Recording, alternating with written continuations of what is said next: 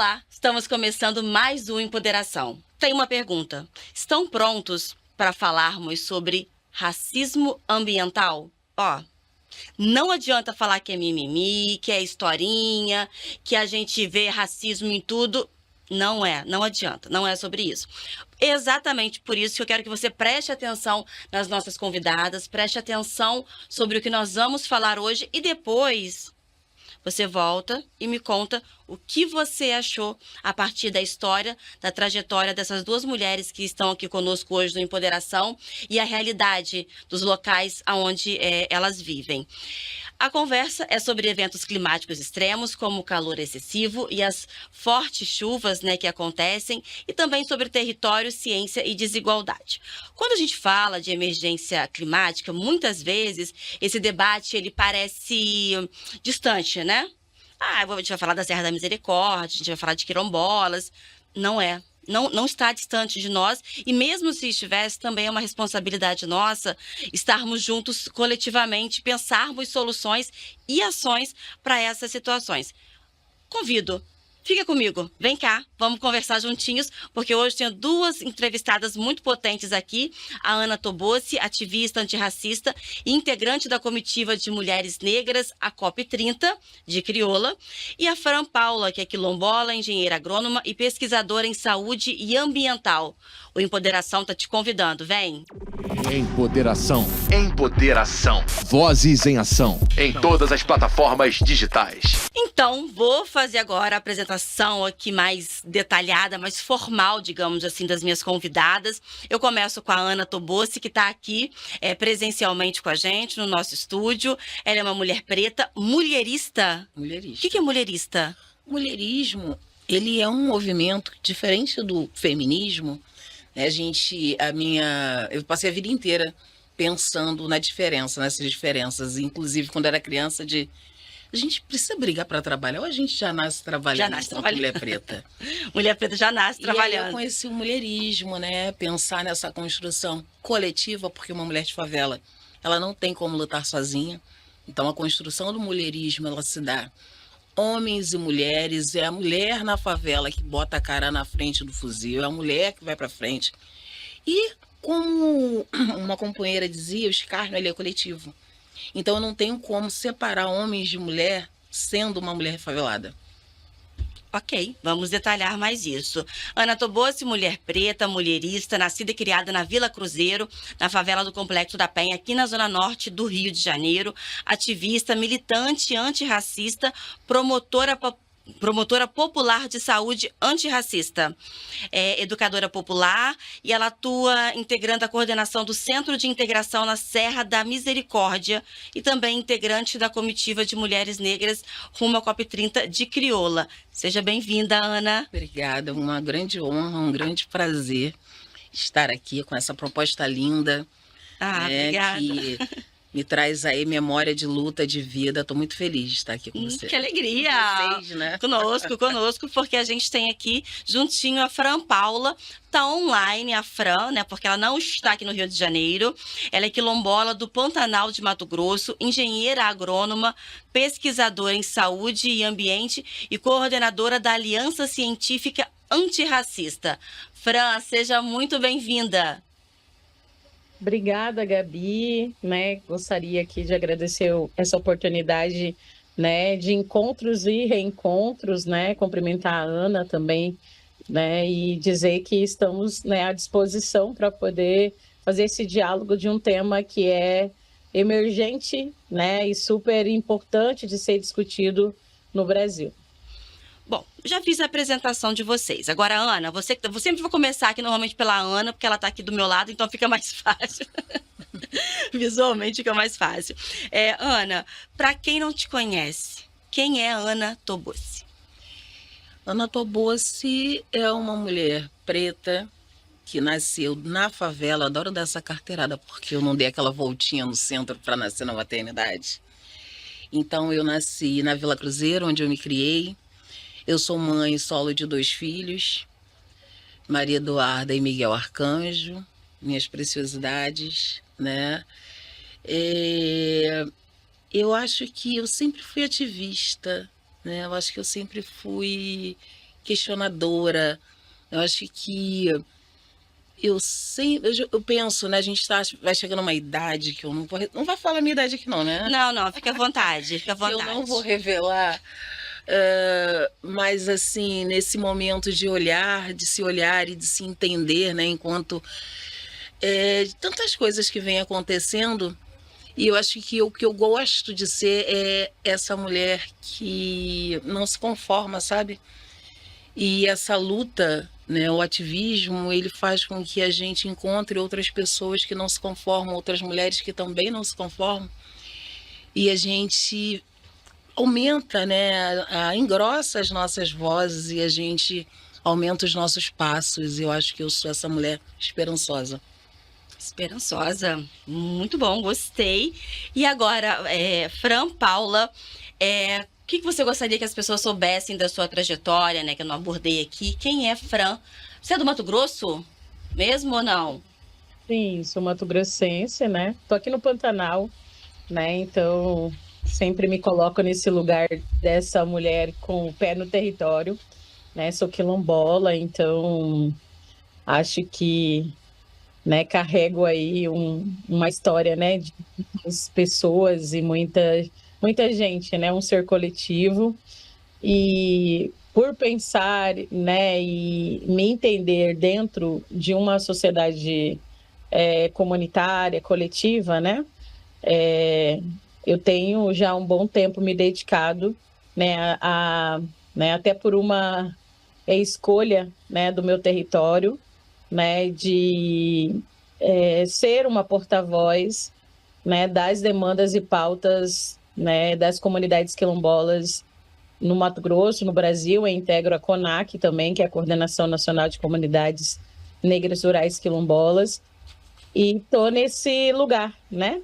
Um pé no território e também incidindo aí em espaços, né, acadêmicos, no campo da pesquisa, mas também da incidência política, né, na busca por direitos e reparação, né, histórica junto ao nosso povo quilombola. Ana, que bom que você está aqui, também Fran, estou muito feliz com vocês duas. E vocês falaram de território, vocês têm um orgulho, uma alegria de pertencimento, né, Ana? Exatamente. Exatamente. Eu, a partir de algumas leituras, Fran, hoje eu também me sinto, né, essa quilombola em diáspora, né? Vila Cruzeiro era um quilombo. E uma violência tão grande desse apagamento da nossa história é que eu só soube disso há bem pouco tempo, né? E entender que você faz parte daquela história, que os meus ancestrais, de tudo que foi atravessado e apagado, eu tenho um orgulho muito grande de tentar esse resgate, sabe? Então é muito importante afirmar o meu território, de falar que eu sou daqui, eu pertenço aqui. Isso é muito forte em mim. Então esse resgate da memória, essa reconstrução enquanto mulher preta, enquanto tudo que disseram não e a gente vai atrás desse sim. E eu só consegui isso a partir desse momento que eu me entendo integrando aquele lugar, sendo parte daquele lugar de fato. Fran, e para você, o que é esse pertencimento? Bom, a gente vive, né, em uma área coletiva, né?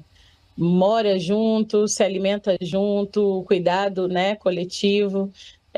E o que vários territórios quilombolas enfrentaram, né, como a Ana traz, né, a sua fala, é um processo de, né, urbanização muito grande, né, com essa história sendo, não por acaso, né, uma tentativa de apagamento, né, cultural, né, histórico. Para mim, o território é o lugar onde, né, eu me encontro, né? E eu não sei porque, como eu fui criada, né, dentro de uma perspectiva muito coletiva, e às vezes sair deste território, me coloca, né, e me expõe a processos de violações muito grandes, né? Principalmente numa sociedade como a brasileira, né, que reproduz de forma muito cruel, né, violações de direitos junto às populações afrodescendentes, quilombolas, seja, né, no urbano, seja no rural. Então, o território, para mim, é um lugar sagrado, é um lugar de cura, é um lugar onde se promove saúde, alimentação saudável, e está intrínseco, né, em nós. Então, pensar que, né, enquanto mulher quilombola, né, o território sempre vai ser, estar, né, conosco, presente, né, seja no falar, seja na forma de se posicionar, né, diante, né, dessa sociedade que é ainda muito racista, né, e de forma geral. Ok, falando agora sobre racismo ambiental diretamente, eu queria que vocês explicassem o que é o racismo, principalmente pela perspectiva de vocês, né, que vivem aí realidades sociais tão diferentes, locais diferentes, pensando sempre coletivamente, mas com com coisas muito distintas, né? Então, Ana, o que é o racismo ambiental, principalmente pela perspectiva de quem mora na comunidade? O racismo ambiental, né, falando na perspectiva da favela, eu acho que ele consegue ser muito mais além do que o que a gente acaba sendo ensinado, porque eu lembro que enquanto falavam, que eu lia ou falavam que o racismo ambiental eram as questões de, porque uma indústria vai colocar ali, despejar, porque aquela comunidade é preta, tem uma coisa de teoria e que foi cunhado nos Estados Unidos, sabe, assim, de muito longe, né? E aí eu ficava assim pensando, como é que a gente consegue trazer isso para a nossa realidade? Porque quando eu falo em conceito, somente conceito, a favela ela não se sente ali, né? Então não tem nada a ver com a gente, então não é isso aqui. E aí começando a entender os vários tipos, porque o racismo ambiental ele vai passar por várias camadas, né, desse racismo, entendendo que cada território ele tem suas especificidades. O racismo também vai ter as especificidades de acordo com o território. Então, hoje, a partir da própria formação com crioula e da própria vivência local, eu posso afirmar que eu tenho uma concepção completamente diferente do que eu aprendi sobre o racismo. O racismo ambiental, ele está no nosso dia a dia, e nem falando ainda sobre impactos, né? Mas é esse atravessamento do momento que você levanta e você não tem aquele hábito que você tem. Levanta, vai lá e toma um banho e escova os dentes. É quando você não tem esse ir e vir, quando você não tem esse direito de estar, de ser, também, né? Quando você tem seu espaço violado, porque que naquele lugar pode, também é. Então eu acho que a partir do território de favela, o racismo ambiental ele precisa ser entendido de uma outra maneira, inclusive a academia trazer esses outros pontos de vista, esses outros conceitos, porque quando se coloca só o que foi pensado em 1960, ele não vai atender e a gente não vai entender, né? A maioria não vai entender que o que a gente atravessa e o que nos atravessa é um racismo ambiental. Então eu acho que a gente já está no momento de pensar e dialogar com os próprios territórios, essas outras maneiras, porque você também só se defende, você só vai pleitear políticas públicas se você entende que você está sendo violentado. E aí sair da teoria e trazer para cada realidade e entender que esse enfrentamento ele vai se dar de forma diferente. Fran, eu queria ouvir também a sua colocação nesse sentido aí da especificidade do racismo ambiental, você que está numa outra realidade. Bom, né, falando a partir desse local né, das comunidades quilombolas, né, que estão no rural brasileiro, né? A gente tem quilombos também urbanos, mas eu vou trazer aqui mais a partir de uma visão das nossas comunidades aqui. Eu estou no Mato Grosso, né? Um estado, né, extremamente, né, com avanço, né, de modelos, né, produtivos e econômicos, né, que provocam muitos impactos, né, ambientais e sociais sobre os territórios, principalmente, né, sobre os territórios indígenas e quilombolas.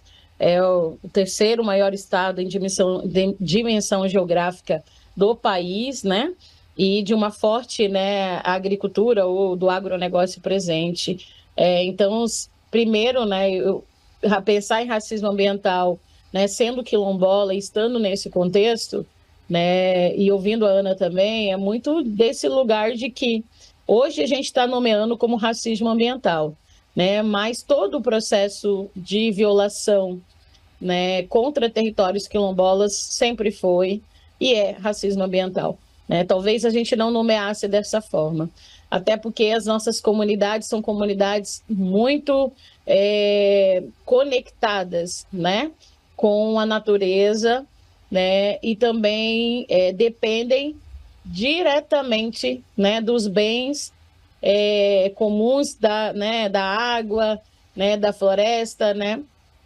dessa biodiversidade vegetal e animal para sobreviver.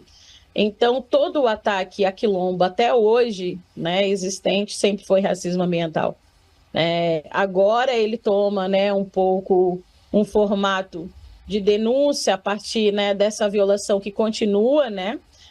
A gente tem vivenciado, né, muito, né, no Mato Grosso, né, impactos sobre os nossos territórios, né, como uma estratégia mesmo de expulsão, né? Então, como o racismo ambiental também revela, né, um modelo, né, de violência, né, e de tentativa de expulsão dos nossos territórios. Nós temos comunidades aqui que estão sendo constantemente pulverizadas, né, por agrotóxicos, né, por venenos que causam impactos diretos não só na saúde, né, da nossa população, mas também do meio ambiente.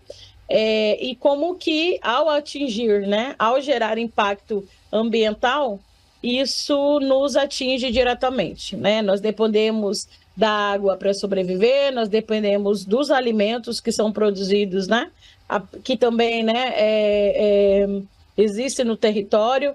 Então, como é um processo de violação, né, de um formato, né, que um impacto vai gerando o outro, né? Então, pensando nos territórios quilombolas, o racismo ambiental ele tem sido uma das principais estratégias, né, também de manutenção, né, de violação e de exclusão, né, do nosso povo, do direito à saúde, né, a próprio modo de vida, né? Eu sou de uma comunidade, né, que a gente ainda mantém práticas muito tradicionais, né, de organização social. Então, a gente se orienta, né, pela lua, a gente planta, né, nas fases da lua, né, os ciclos, né, naturais de plantio e de colheita, né, quando são afetados, né, pelas mudanças climáticas, promovem adoecimento, né, seja físico, seja mental, seja, né, espiritual sobre o nosso povo. Então, é uma dimensão muito ampla, né, de como esse racismo ambiental ele vem sendo reproduzido, né, no Brasil. E eu estou falando aqui do Mato Grosso, do Pantanal, mas isso se reproduz e atinge, né, todas as comunidades quilombolas do país, né, em diversos biomas, né. Eu trabalho muito também a partir desse lugar do levantamento de dados, né, e de diagnóstico em outros territórios, e você vê, né, como também essa dimensão do impacto ela tem sido observada de diversas formas, né? Porque o quilombo também ele é diverso, né, no nosso país, principalmente por ser povos que se relacionam direto com o ecossistema, né? Os territórios quilombolas são os territórios que, apesar de tudo isso, mais conservam e preservam biodiversidade vegetal, né, e animal no nosso país. E, ao mesmo tempo, são territórios que, devido a uma omissão muito grande do Estado brasileiro, não possuem uma segurança territorial e nem acesso a esse território para poder lidar e enfrentar, né, essas consequências. Ô, Fran, a Ana trouxe uma colocação aqui que eu achei interessante, que ela falou também da questão acadêmica, né, de como isso é abordado através da academia e a importância disso. Por isso que eu pergunto para você, você que disse que está na academia, qual é o papel, qual é esse papel e o que você desenvolve, né? Qual é o trabalho que você está fazendo aí na academia, estudando, provavelmente deve ser um mestrado, uma graduação, né, um doutorado. Qual o trabalho que você desenvolve? Bom, eu sou, né, agrônoma na pesquisa dos impactos, basicamente, né, na agricultura, na alimentação, né, mas também atuo numa perspectiva de melhor retratar os territórios quilombolas, né? Academia, de forma geral, eu faço doutorado aí na Federal Rural do Rio de Janeiro, por isso que tem uma conexão também muito grande com o Rio, né? Basicamente, a academia, de forma geral, as pesquisas, né, são recentes no Brasil ao tratar esse debate do racismo ambiental, né? E nem sempre, né, o que se é produzido, de fato, serve, né? Vamos dizer assim, tem contribuído para o enfrentamento do racismo ambiental e dessa condição de desigualdade, né, social, étnico-racial que as populações quilombolas, populações indígenas, né, e afrodescendentes estão enfrentando no nosso país. Então, eu procuro sempre desenvolver uma pesquisa mais crítica e uma pesquisa mais enraizada no território, numa perspectiva também contracolonial. Né? Eu faço parte de uma aliança científica antirracista que é basicamente composta por pesquisadores quilombolas e indígenas no Brasil. E com muita troca metodológica, né, para a gente, de fato, produzir dados, produzir, né, pesquisas que vão fazer um enfrentamento ou trazer uma realidade mais próxima do que a gente está vivendo. Né? Ainda sinto que muitas pesquisas que são produzidas no Brasil sobre racismo ambiental tendem a colocar esses territórios, né, meramente como zonas de sacrifícios. Né? E eu tenho uma crítica a isso justamente porque a gente precisa fazer a denúncia, mas associada a um processo, né, de melhor contextualização dos territórios, né, quilombolas no caso. Né? Os nossos territórios produzem muito vida. E se a gente não traz esse anúncio dessas práticas, dessa saúde, desse equilíbrio ambiental, né, a gente não consegue avançar em mudanças estruturais ou a criação em políticas públicas para o combate a mudanças climáticas, para a adaptação climática, que são temas, né, que foram e que têm sido discutidos mais no Brasil, sem ouvir essas comunidades, o que tem produzido, né, de ações, né, que são importantes para resolver, né, o problema. Então, basicamente, um pouco essa metodologia do anúncio, né, dessas práticas, né, do anúncio, né, dos territórios quilombolas como um lugar de potência, como um lugar que, mesmo diante, né, de muita violação, né, dos impactos do racismo ambiental, vem historicamente resistindo, né? É aquilo, né? Se a gente tem quilombos ainda no Brasil, é porque tem processos e ações, iniciativas, atividades que são desenvolvidas para a garantia da vida dessas comunidades.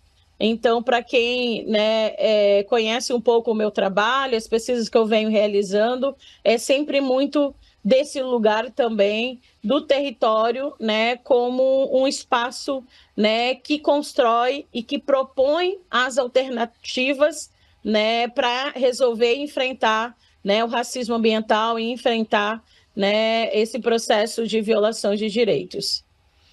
Obrigada. Eu tô conversando, gente, com essas duas mulheres potentes aqui. Vou dar para vocês aqui, ó, a biografia delas para vocês conhecerem, né? A Fran tá explicando ali um pouco do trabalho dela, mas é importante que vocês saibam mais.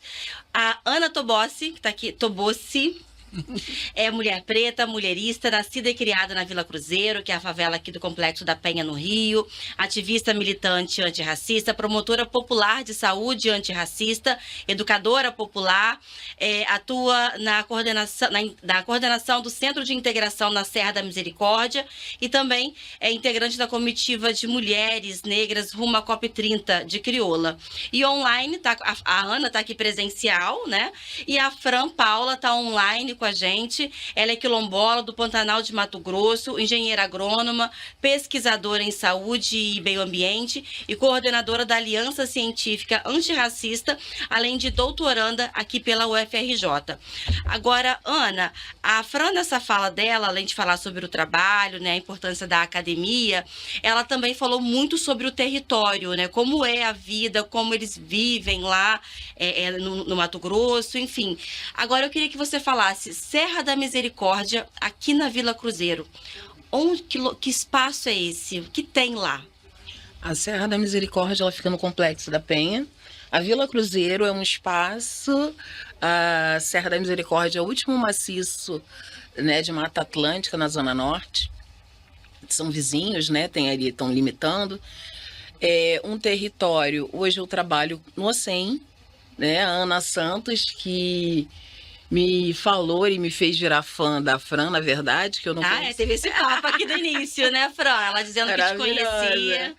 E desse lugar que eu falo muito, né, e ela trouxe também, que é entender o seu território e trazer essa pesquisa acadêmica a partir dos saberes e fazeres daquele lugar, né? Então, a Ana falou muito da Fran, né? A Vila Cruzeiro, ela fica abaixo. Então, dentro do Complexo da Penha, você vai ter várias penhas, né? Assim, são lugares muito diferentes, muito diferentes. Hoje eu estou na Terra Prometida, no SEM, que faz um trabalho incrível. E, por ser um território de favela, é basicamente invisibilizado. O trabalho é tão potente que foi premiado, né? A Ana foi premiada no Periferia Viva, e tanto na premiação quanto votação popular, a gente tem uma dificuldade no território, porque é difícil de acessar, é um território que é colocado em extrema vulnerabilidade, é um local que não possui saneamento básico, é um local que você não tem água, mesmo a terra brotando, água limpa, Lá no Complexo da Penha? Na Terra Prometida. Terra Prometida. Não tem, né? A gente não tem nenhum... O governo não chega, né? Através da polícia, através da violência. Então, o Estado, eu não posso dizer que o Estado ele não chega lá, ele sabe que aquele lugar existe. E para aquele local, aquele território, você imagina hoje... enquanto estão falando em mitigação, aquelas mulheres estão trabalhando com regeneração, porque elas estão reflorestando a mata, né? E a violência ela é tão grande, e aí olha os absurdos que traz esse racismo ambiental, né? Num território que tem uma floresta de pé, reflorestado por mulheres, com quintais produtivos, como Dareildes, com horta, que estão compostando, uma organização que tem um biodigestor que vai produzir gás a partir de uma composteira. E a gente não tem nada. Você vai chegar lá e você vai ver todo um trabalho e você não vai ter nada que venha do governo. Nós passamos por uma violência muito grande, né? O Complexo da Penha, o território, a Terra Prometida está a uns 10 minutos do local onde aconteceu de fato, né, o massacre. Embora aconteceu aqui, aconteceu ali, e a gente sabe onde aconteceu. E nós vimos, né, com muita tristeza, uma reportagem no Fantástico falando sobre, nomeando a Serra do Crime. E isso foi uma violência, assim, absurda. né? E aí, quando eu digo que o racismo ambiental ele tem outras faces, é por conta disso. Porque a gente está falando em várias coisas, em várias formas de mitigar e tal, que eu nem acredito mais em mitigação, eu acho que a gente precisa passar para regeneração de fato, né? Porque o colapso ele está aí. Mitigar é reduzir, Isso. né? Só pra Então, a gente precisa entender que não temos mais esse tempo de procurar reduzir. A gente precisa transformar, a gente precisa regenerar. E aí você imagina num território onde mulheres negras estão ali, nessa estrutura que eu disse, que é totalmente, com total ausência de políticas públicas, né, de qualidade. Você imagina um local que uma criança tem que andar de 30 a 40 minutos para chegar numa escola. Nós tivemos agora essa onda de calor, né, com números de 2.000 atendimentos assim, em 2 dias, né? E essa pessoa, ela tá andando esses 30 minutos para lá, 40 para cá, quando chega em casa ela não tem uma água. E aí você veja o Fantástico. Pode falar o nome do canal? Pode ficar à vontade. E aí você vê a TV Globo num momento de um massacre, de um extermínio, de uma violência absurda e eu posso afirmar que é uma violência absurda porque o nosso país ele não tem pena de morte, então, independente do que seja, obrigação do Estado é estar ali, prender e fazer o que tem que fazer, ver aquilo tudo, e aí na mesma semana você tem uma emissora dizendo que ali é a Serra do Crime, apagando todo um trabalho, porque quando você marginaliza ali, criminaliza aquele espaço, você também está apagando todo o trabalho feito por aquelas mulheres. Porque o que tem que chegar, ninguém vai lá não, porque ali só tem pedra. Ninguém vai lá não, porque lá só tem crime. Sabe? E todo esse trabalho pelo território, com o território, a partir do território, de tantas tecnologias. Há 15 anos atrás eu conheci meu primeiro banheiro seco, que foi com a Ana Santos, que utiliza até hoje. A estrutura, você não faz as necessidades na água, né? Então existe todo um processo ali de uma organização que a própria organização é sustentável. Então, assim, quando eu fico falando todas as vezes que tem várias formas de racismo ambiental, é por conta disso. Quando a gente fala em ilha de calor, na favela, a favela sofre com as ilhas de calor porque não tem árvores. Se você fizer uma pesquisa, é basicamente isso que você vai encontrar. E aí você encontra uma favela com uma floresta de pé, sendo cuidada, sendo tratada, onde você não tem uma Secretaria do Meio Ambiente, onde você não tem o Estado, onde você não tem política nenhuma para que aquilo aconteça, que fomente aquele trabalho, sendo criminalizado. Então, desculpa, você tem que me sinalizar o meu tempo, por favor. Aqui a gente não tem tempo, aqui a gente tem lugar de fala, aqui é para escuta ativa, aqui é para troca. Então é para você trazer realmente a realidade, o que vocês vivem, para que, quem sabe, a gente consiga alcançar o poder público para contribuir, para fazer a parte dele nesse sentido. E também outras instituições, organizações e pessoas como a Fran, que está acompanhando a gente, que está participando do nosso programa, possam pensar também alternativas entre mulheres, como sempre é feito, né? Sim, porque são as soluções, mulheres, né? As soluções estão sempre à frente, né? E aí, pensando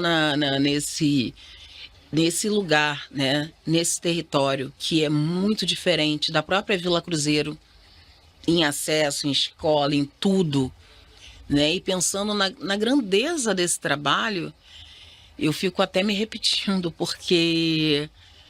Acho que eu parei de ouvir. É muita potência que tem lá. Exatamente. E esse apagamento. Na COP, eu senti muita falta, assim, eu tô avançando um pouco, mas eu vou retornar, tá? De você ver como é que as mulheres são apagadas, né? Porque, assim, de instituições comandadas por homens não pretos, com lugar, né? Com não sei o quê, com fala, com não sei o que lá. E esses territórios, com essa potência, não ter visibilidade, e quando aparece, é para ser criminalizado, sabe?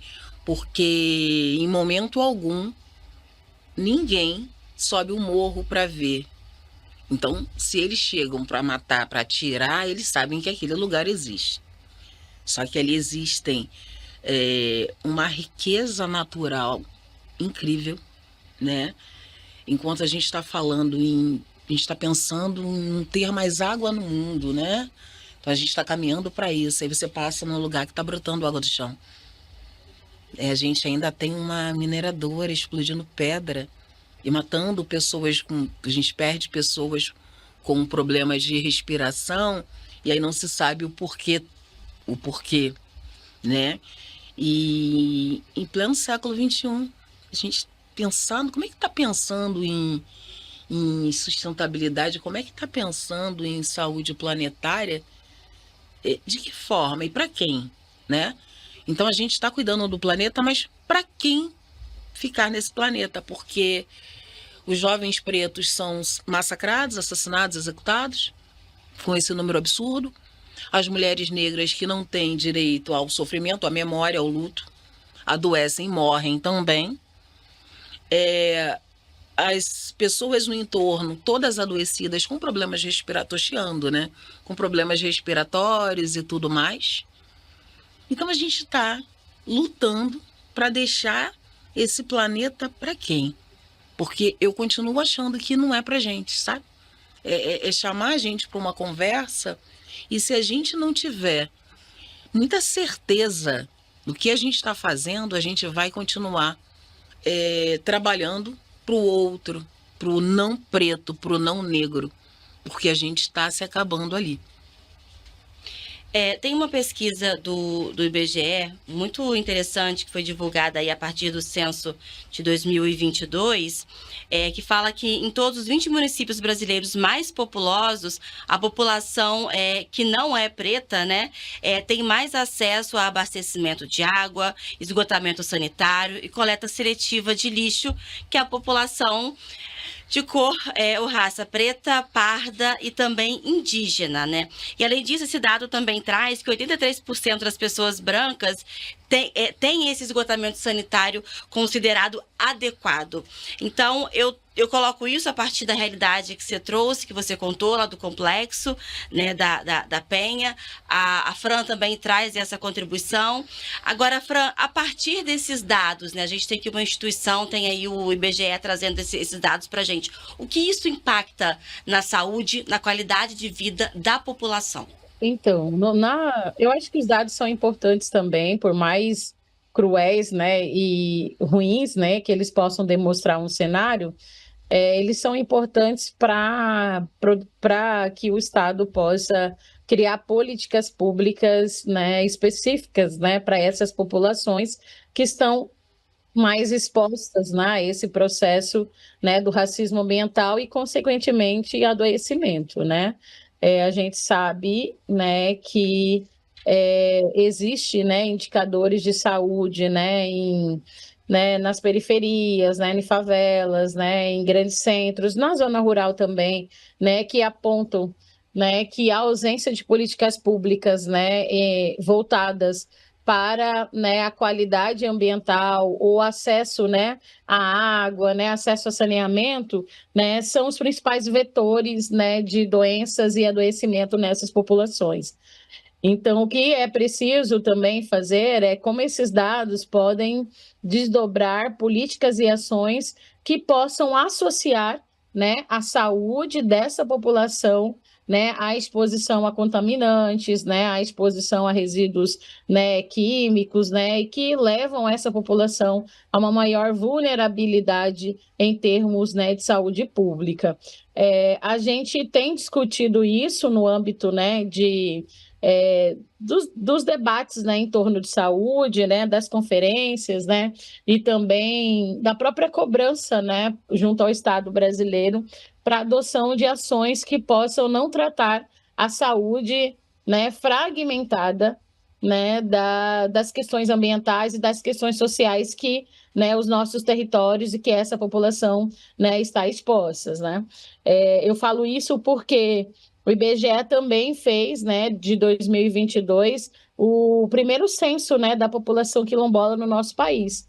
né? Então, isso é muito importante do ponto de vista histórico, mas também de direitos. Se você não tem esses dados, né, dificilmente você vai ter ações sendo elaboradas ou pensadas pelo Estado para essa população. Então, foram grupos e são grupos sociais que sempre foram negligenciados, né, pela nação, né, enquanto nação, enquanto, né, sociedade brasileira. Então, a gente tem visto, né, nos últimos anos, um avanço, né, principalmente na melhor quantificação desses impactos. A gente precisa, não é suficiente, mas no nosso caso da população quilombola, a gente né, reconhece, né, que este movimento de mapeamento, né, e do próprio censo quilombola, né, que foi produzido pela primeira vez no nosso país, né, trouxe um pouco dessa realidade, né, dessa população, dos principais impactos, né, socioambientais sobre os territórios quilombolas. E a gente espera que com isso, né, o Estado brasileiro, o governo, né, os ministérios da saúde, Ministério, né, do Meio Ambiente possam elaborar e criar políticas públicas que possam resolver nessas questões, mas, sobretudo, políticas públicas que escutem, né, as vozes, né, do território. Por que eu falo isso? Porque a Ana trouxe, e aí dialogando um pouco, Ana, com o que você trouxe sobre a COP, né, eu acho que a COP 30, se a gente for parar para estudar e analisar ela e refletir, ela expôs, né, o racismo ambiental no Brasil dentro desse processo de institucionalização pelo Estado brasileiro, né? Porque expôs as contradições, né, do país.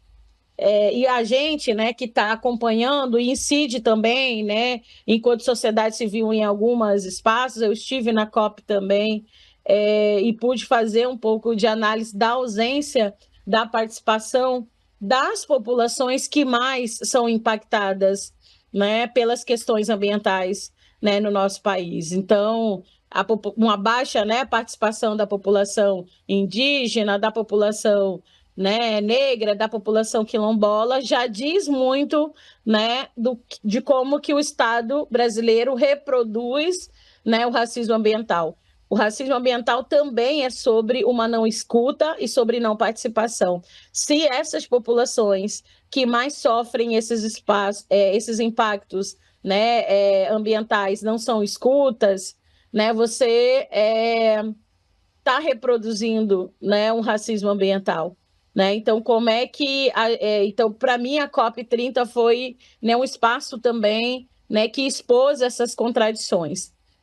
Contradição, né, principalmente quando, né, nós mesmos, né, do movimento quilombola, tivemos muito trabalho, tivemos uma incidência, né, forte junto, né, ao Itamaraty, junto ao governo, né, brasileiro, para tentar garantir a participação, né, das lideranças e da população quilombola na COP.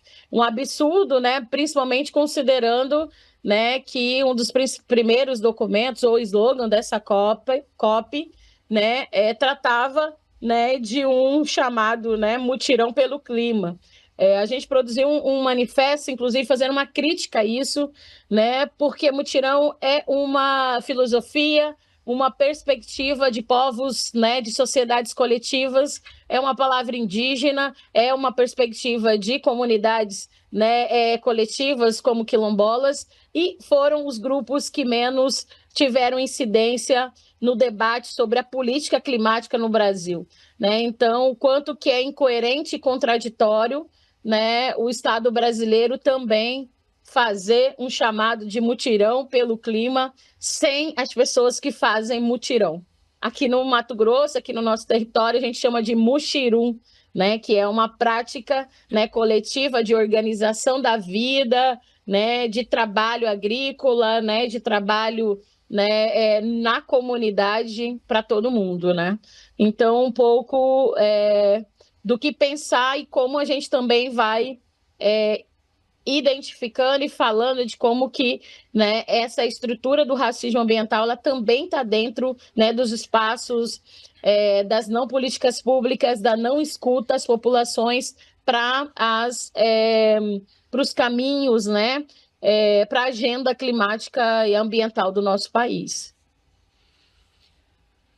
Fran, obrigada pela sua fala. O Ana, ela trouxe ali muito, ela falou sobre a COP, né? Trouxe a posição dela, o olhar dela também de mulher que esteve presente, assim como você. Qual a avaliação que você faz desse grande encontro global que teve e quais são, já temos resultados práticos a partir desse encontro? Como que você, uma comunidade que é de uma comunidade, é de uma favela, o que você contribui com a gente nessa fala? Eu concordo em tudo, com tudo que o Fran trouxe, né? Mas eu não vou negar que foi um avanço. Enquanto uma mulher preta favelada, você chegar numa comitiva com 15 mulheres negras, né? Com atuações diferentes. E eu não coloquei, eu também sou uma mulher de axé, eu sou uma mulher, eu sou de Oxum, né? Então nós conseguimos juntar essas mulheres, chegar lá, né? Já tinha feito, a Crioula já estava nessa organização, né? De incidência política. E eu fiquei bem assustada quando eu olhei lá, né? Os financiadores, os apoiadores, aí assim, negócio em Itaipu. Eu pensando, será que é hidrelétrica? Será que não é? E tava tudo lá, muito bonito, né? E aí tu começa a dar aquela olhada, assim, cadê as pessoas, cadê os nossos pares, né? Então, assim, nós estávamos numa comitiva de mulheres negras, 15. Porque Crioula levou, a gente teria condição? Não, não teria. Eu não teria. Foi histórico? Sim.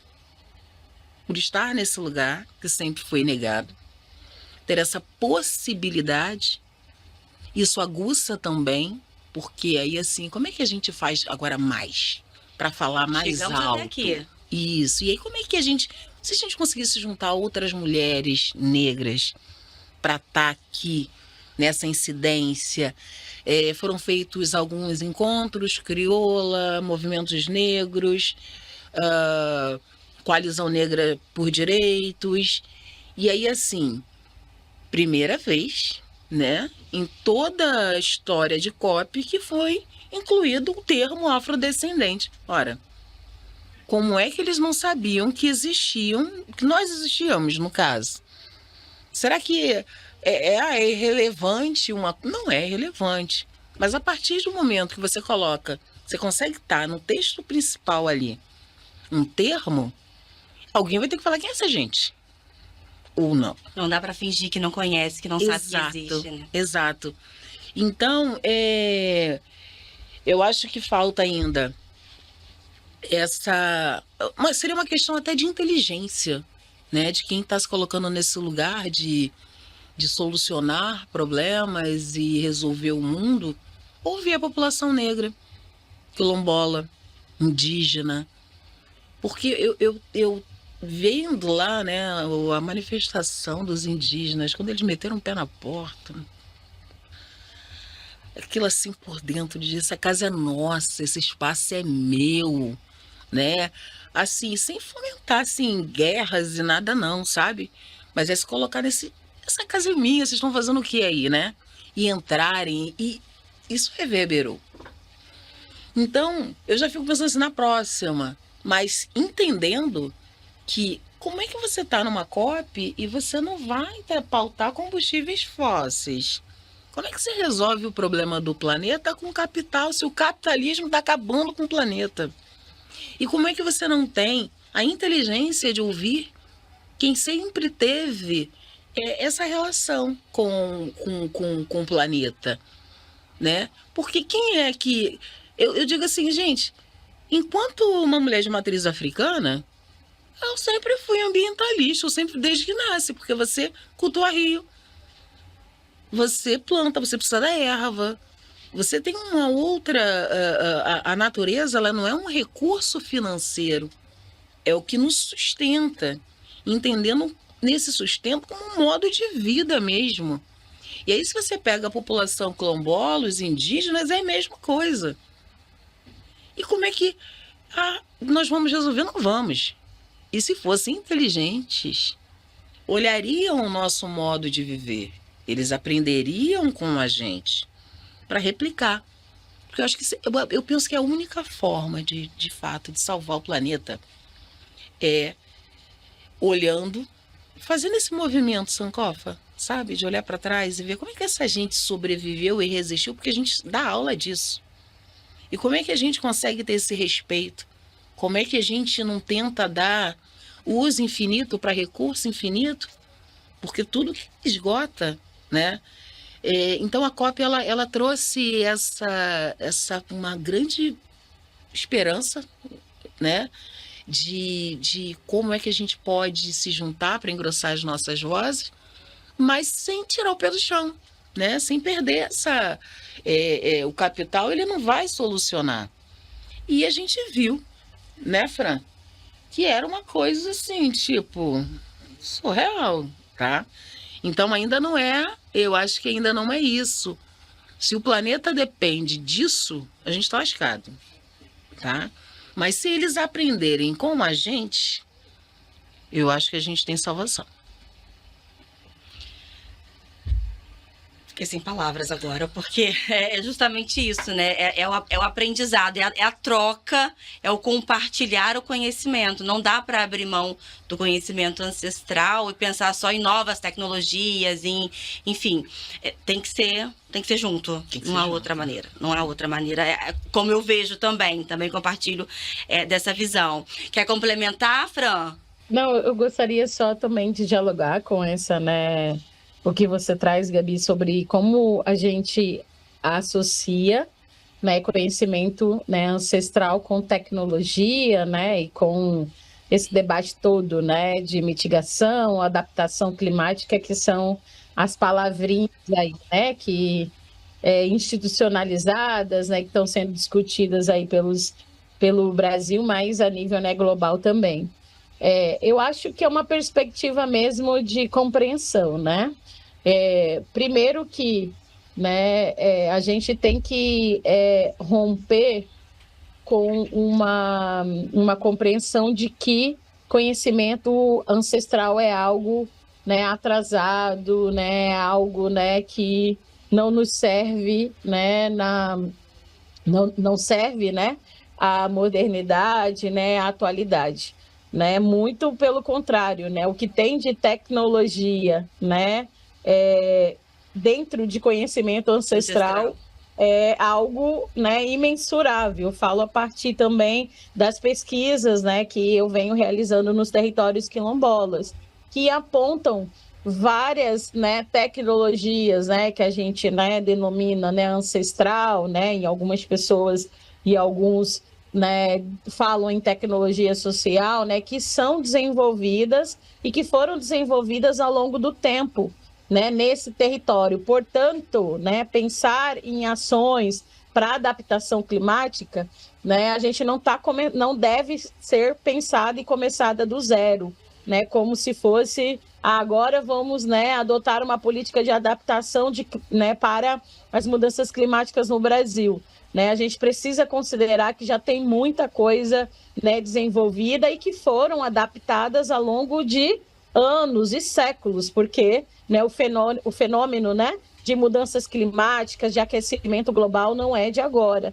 Né, e as nossas populações indígenas, quilombolas, né, populações, né, afrodescendentes, são as populações que mais, né, adaptaram, né, para sobreviver, né, para resistir, mesmo diante de um estado mínimo, né, de uma presença muito omissa do Estado junto a essas populações, né.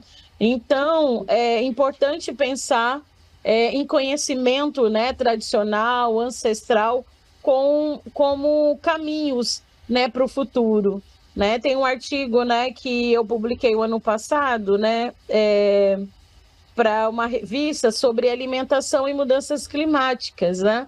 E eu já trazia um apontamento de que os modos de vida nas comunidades tradicionais, quilombolas, indígenas, trazem apontamentos para o futuro sobre, né, produção de alimentos saudáveis, sobre soberania alimentar, sobre convívio com a natureza, sobre manejo, né, de agroecossistema e de sistemas florestais. Né? Então, para e pensa, eu tenho comunidades quilombolas na Amazônia que fazem um manejo, né, dessa biodiversidade da floresta, né, dos rios, né, há séculos, né, e vivem no mesmo local há 200, 300 anos. Então, pensar em medidas métricas de sustentabilidade é olhar para esses territórios, né, que para mim não existe nada mais sustentável do que um quilombo que ainda, né, produz alimento, né, que ainda consegue, né, se organizar e manter suas práticas ancestrais vivas até o dia atual. Né? Então, como que a gente também rompe com percepções sobre o meio ambiente, sobre tecnologia, sobre práticas, né, que são ainda muito também importadas de fora, né, reproduzem ainda uma visão muito colonial de definições e conceitos que não cabe a nós, né, que não, né, nos representem, muito menos né, tá promovendo soluções, né? Então, acho que é isso, como pensar em soluções que sejam enraizadas, né, com o que o Brasil é.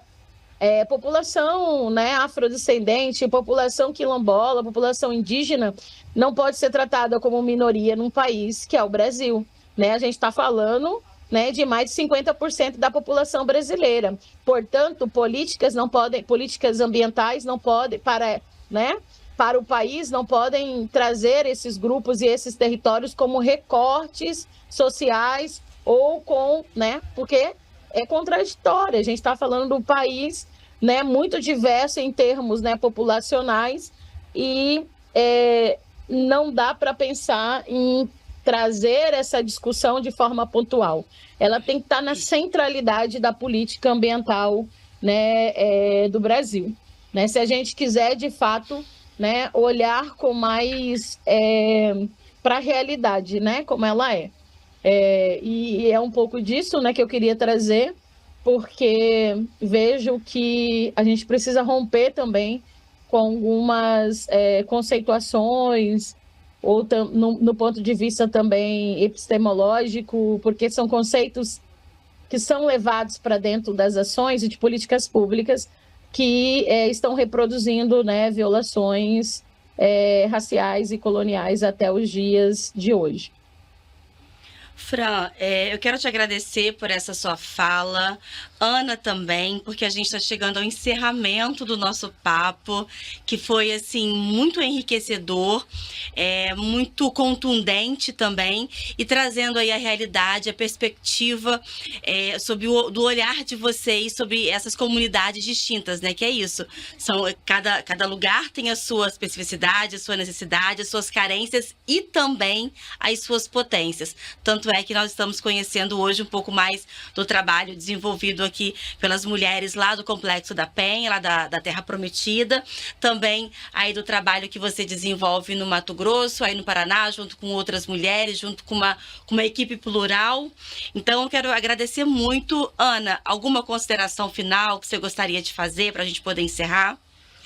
Eu quero agradecer. Eu estou muito honrada de estar aqui com vocês, parabenizar por essa iniciativa de dar voz, né? Obrigada.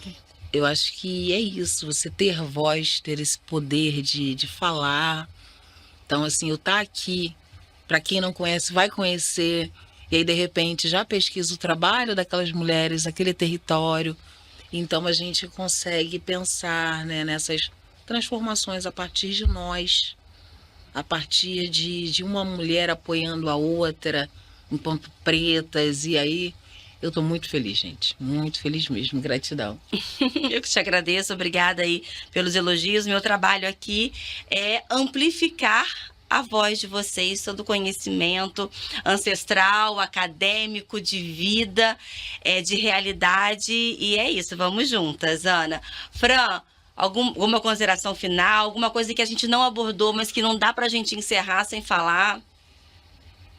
Não, acho que, né, só mesmo pensar na importância mesmo, né, desse diálogo, né, permanecer aí em diversos espaços, né, da sociedade, né, seja no território, né, seja nos meios de comunicação, seja na academia, né, é preciso, né, desse muxirum, eu vou usar essa palavra, né, de fato permanente na prática, né, pelas pessoas que vivem e fazem, né, ações, né, pela vida do planeta, né, a gente que está aqui no Quilombo, né, aqui no Pantanal, a gente não está, né, se organizando e vivendo só para nós, né, é uma perspectiva também de viver comum, né, do bem viver, né, que é muito também usado, né, enquanto perspectiva para o futuro. E só agradecer mesmo o encontro com a Ana, né, dizer, né, que também o trabalho que vocês fazem, né, e a resistência, né, e essa incidência permanente aí no Rio de Janeiro não fica só no Rio de Janeiro, né, referência no Brasil todo, né, e é muito importante essas pontes, esses encontros para a gente ir fortalecendo, né, esse, né, combate ao racismo ambiental, né, e construir perspectivas, né, de sobrevivência para o nosso povo mais dignas, né? Então, eu só agradeço, Gabi, também pela oportunidade, por conhecer o programa, né, e que a gente possa aí se aquilombar, né, pegar essa filosofia, esse modo de vida do quilombo, né, para a gente ir se fortalecendo, né, cada vez mais. Então, um abraço para vocês, né, eu estou aqui no Pantanal, a gente está num período de chuva, né, então o bioma, né, está pulsando também de vida, né, isso significa, né, alimento, né, na mesa das populações, mas sobretudo também equilíbrio, né, ambiental que o planeta e que a sociedade tanto precisa. Então, gratidão e a gente segue, né, à disposição para contribuir e se aquilombar aí com mais mulheres, né, pretas, quilombolas, né, por esse Brasil. Bora juntas. Quer mandar beijo, Ana? Quero. Ô, Fran, não esquece, é março, né? Março estarei. Isso, Fran vem aqui para o Rio de Janeiro. Eu quero aproveitar e convidá-las, né? Março é a minha qualificação. Eu acho que eu falei rápido, mas é na Rural, tá? É a Federal Rural do Rio de Janeiro. Eu sei que tem isso aí. Porque o FRJ. Né? Então, ali no CPDA eu vou estar, né, apresentando um pouco mais esse trabalho sobre muxirum, sobre métodos, né, coletivos, né, de produzir pesquisa e ciência nos territórios quilombolas. E eu quero convidá-las também para estar. A gente vai fazer uma conversa sobre quilombos, sobre, né, perspectivas contracoloniais no Brasil. E o mais importante, poder compartilhar também um pouco com vocês das ações que os territórios, né, vêm fazendo, né, de resistência, de promoção da vida, saúde, alimentação, né, e conservação ambiental. Aí manda um beijo para Ana, né? E eu espero que a gente possa também, né, chegar aí no chão, né, da Serra da Misericórdia para poder fortalecer ainda mais o trabalho de vocês. Eu quero mandar um beijo para a comitiva de Crioula. Um beijo, um grande agradecimento à Lúcia Xavier, deusa maravilhosa. Um beijo para a minha parceira de luta, Ana Santos. Uma mulher maravilhosa, incrível, que você precisa conhecer. Não, quero conhecer. Vamos trazê-la aqui, por favor. Marcele Oliver. Marcele, que querida. Ela é incrível, né? E para vocês, mulheres pretas, lindas, negras no meu coração, que eu amo muito estar junto e aprender com vocês todas. Um beijo. Tá joia, Ana, muito obrigada. Fran também. E agora chegamos ao final e aí eu te faço uma pergunta depois de tudo que você ouviu, que você acompanhou aqui. Na sua cidade, o calor e as chuvas intensas, ela atinge as pessoas da mesma forma? Reflete aí. Compartilha comigo lá nos comentários. Vamos conversar. Vem cá, vamos conversar. E assim encerramos mais um Empoderação. Obrigada por acompanhar. Tchau, tchau.